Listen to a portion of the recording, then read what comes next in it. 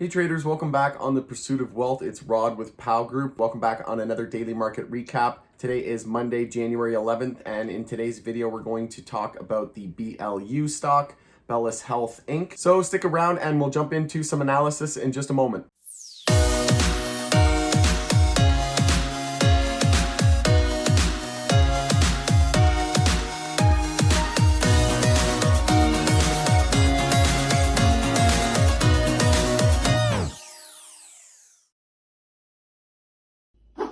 All right, so taking a look at the agenda for today, we do have a few news articles. Not a whole lot on the agenda today, but we will go through this a little bit faster today. I'll try to do a quicker video today. I did a couple other videos today as well on the acreage news, them adding a former Coca-Cola exec, so you can check that out.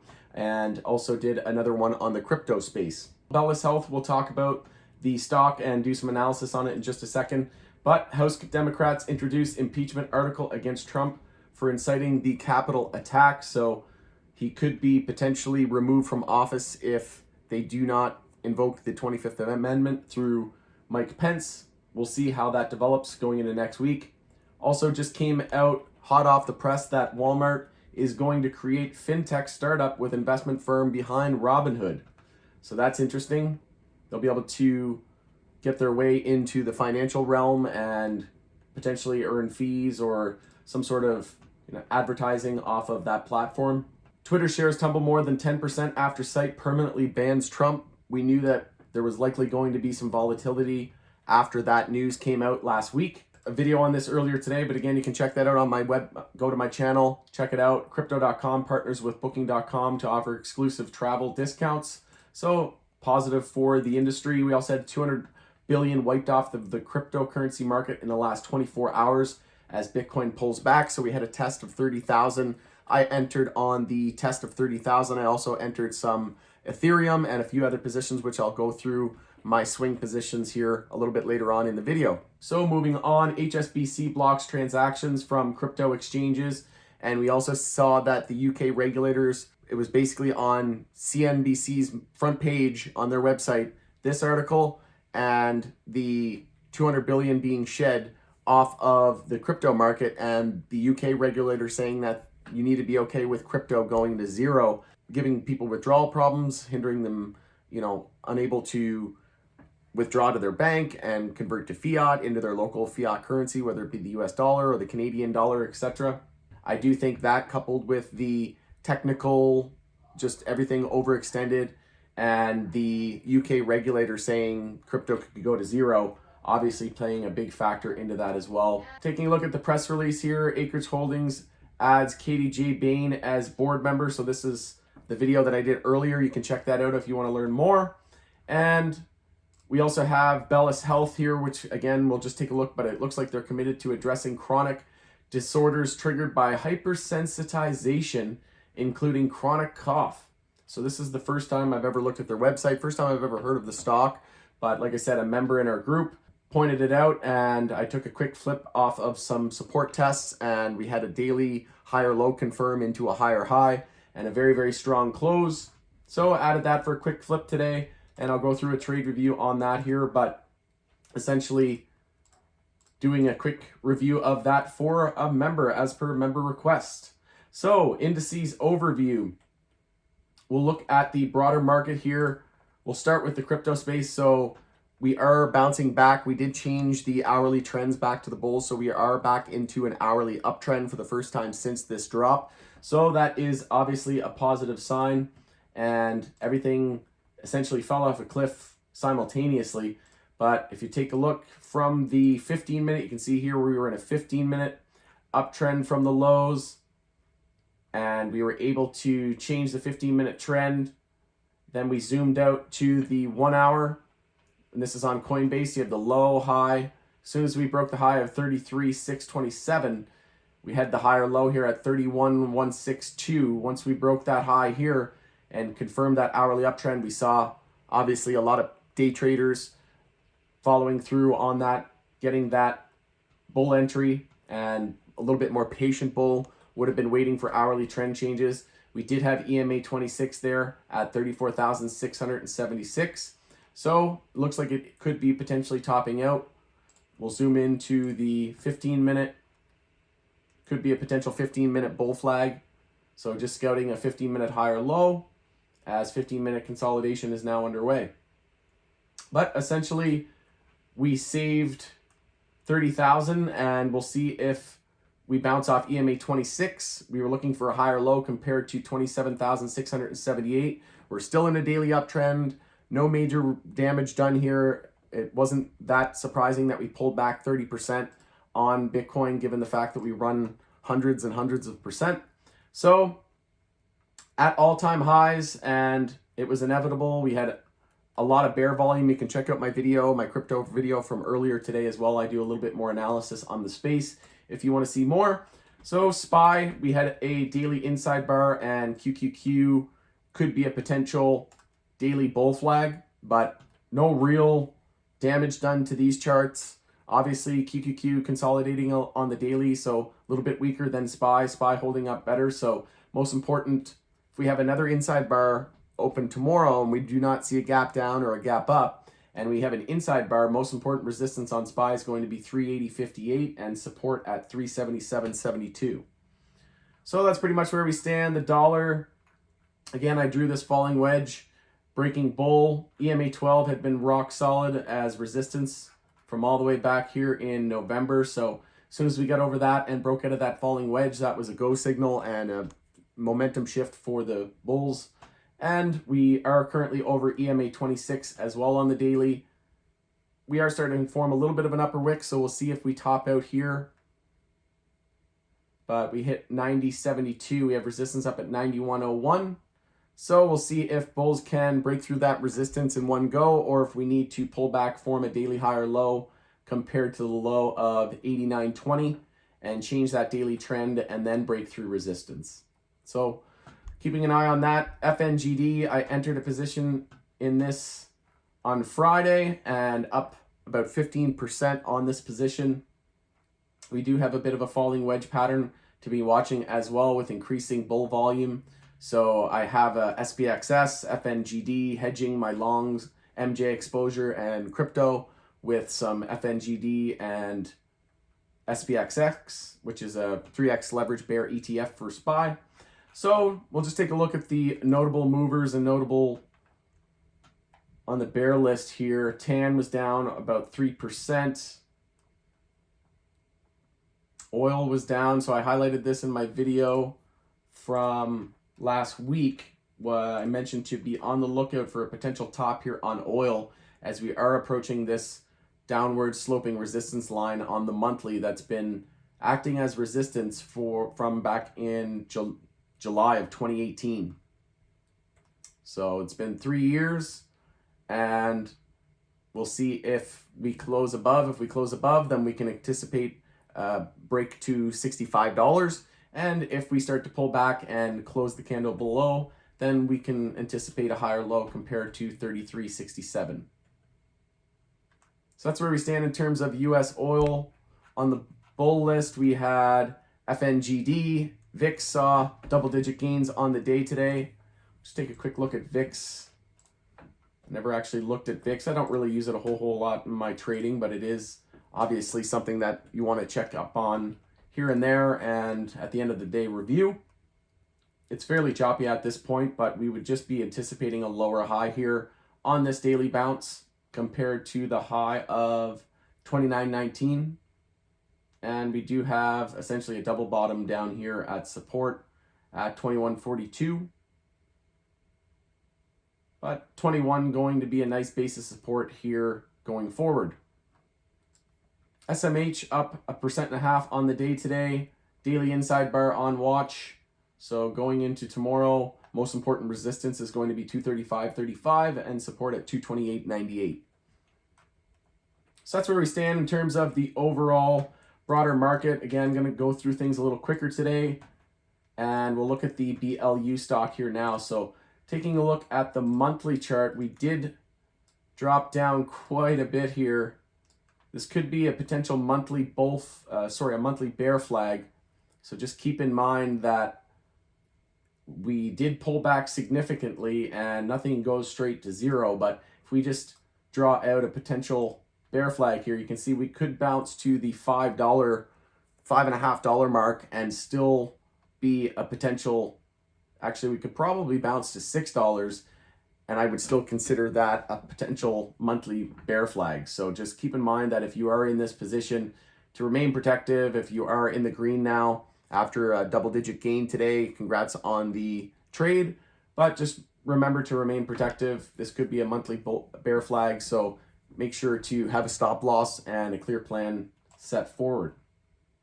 So monthly, again, we lost the monthly higher low, so we are potentially on the verge of changing the monthly trend bearish. If we zoom into the weekly, you can see that we are trying to set a weekly higher low and a weekly uptrend, with a higher low here is trying to be set at 275. So nice entry off of 275. A few weeks ago, we also had some inside bars that broke bullish, which also was a nice go signal. We formed a nice base of support there off EMA 12 on the weekly, which is that yellow line. So we could potentially top out here at EMA 26, which is sitting at 362. So that could be a potential profit taking area, or at least a level that you could start to take profit at. And we could see a potential cross of the EMAs as well. That would be a bull cross, and we could expect some more upside. That probably would take a couple of weeks or a couple of months for that to occur, but we did bounce off EMA 26 on the daily and saw significant follow through, and we did set a higher low into a higher high. So new higher low is now established at 306. So you could have entered on that daily EMA 26, scouting that daily higher low, and the trade that you could have made was entering on the hourly trend change. So you can see here we were in an hourly downtrend, then we were a low high, higher low, equilibrium, lower high, higher low, bull break, hourly uptrend, higher low, into another higher high. We essentially double bottomed, another great entry there at 308 on the hourly. Nice double bottom, and then just an absolute beast into the end of the day. Increasing bull volume, closed near the high of the day, at the high of the day. Looks like we have a lot more room to go here into the rest of the week. We do have resistance, like I said, at 349, and that's essentially where we stopped. So we'll see if we gap up above it tomorrow. Obviously, that will not be a factor, but if we do start to pull back, or we open flat or a small gap down, then we'll be eyeing 349 as the most important resistance. Taking a look at BLU on the weekly. So we did form a nice base of support there off the 10-week moving average as well, which usually provides a nice long-term view of the stock. And you can see here that we also had a bit of an inverse head and shoulders on the weekly with the left shoulder, the head, the right shoulder, and the neckline right about there, and break to the upside. Touchdown, perfect support off that weekly EMA, or that weekly 10-week moving average. So perfect support tests, and just a higher low every week, and breaking into a higher high. And as you can see, there's very, very, very little resistance after 349. Very, very little resistance up until $10. So very, very high risk, very, very high reward. So I want to say a shout out to Ryan in our group for mentioning this. Made a solid day and a half maker off of that trade, and swung a little bit going into tomorrow off of that double bottom. MACD is bullish, stochastic was bearish, but just crossed bullish. So we'll see if we can end the week above the 10-week moving average, the stochastic and the MACD remaining bullish as well. If so, looking very, very good for BLU bulls.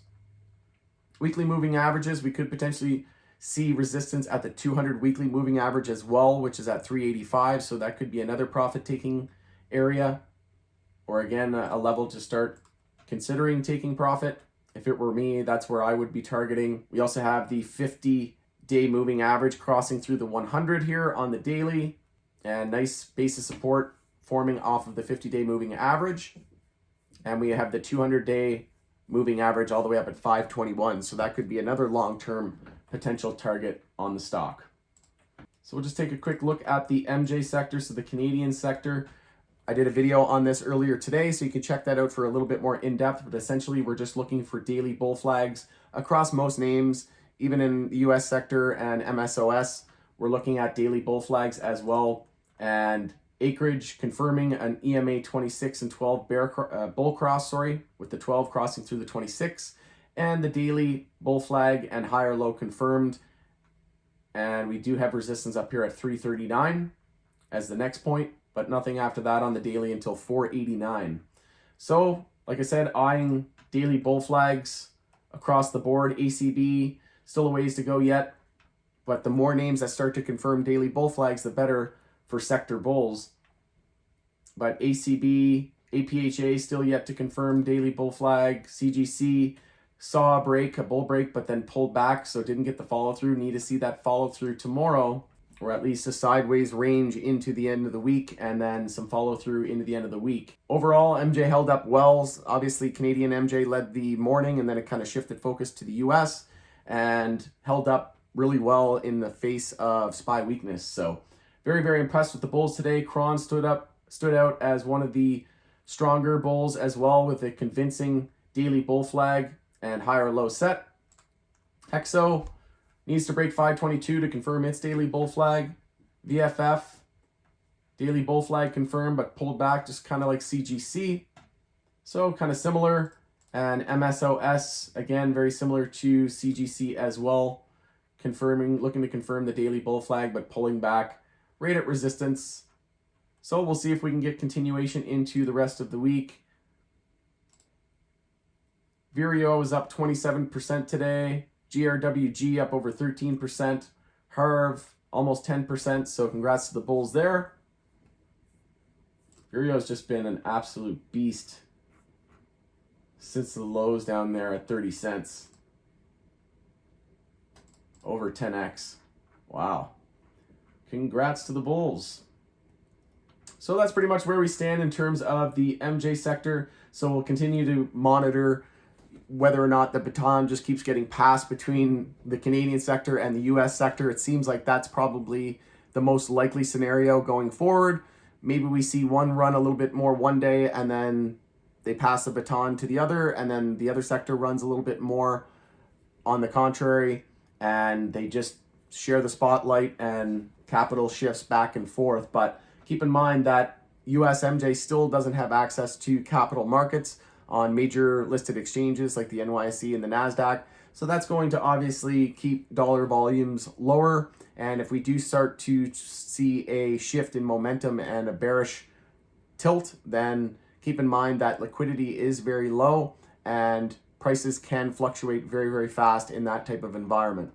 So in summary, I'm swinging some CGC, some acreage, MSOS, Hexo, Zenibus, Hive, SPXS, FNGD, SHD. So the SPXS, FNGD, and SHD are all hedging.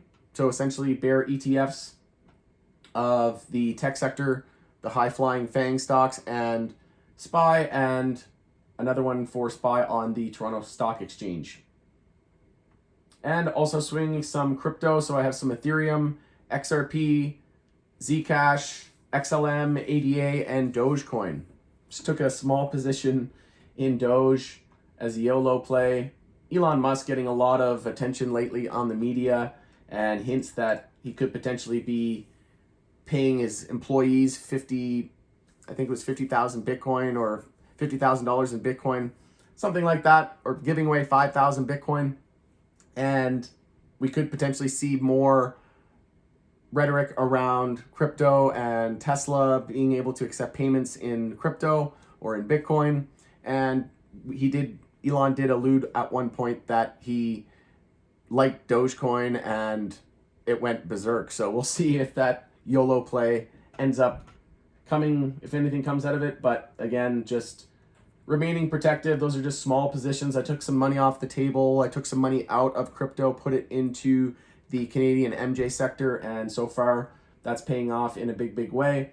And sitting on a lot of cash right now in crypto. I've got some positions, like I said, swinging a few here, biggest in Ethereum, looking for 4-hour bounces and 4-hour lower highs. So with that, thanks again for joining us on the Pursuit of Wealth. Again, it's Rod with POW Group. Make sure to smash like, give us a subscribe. It shows us some support. And we'll see you tomorrow after market close for another daily market recap.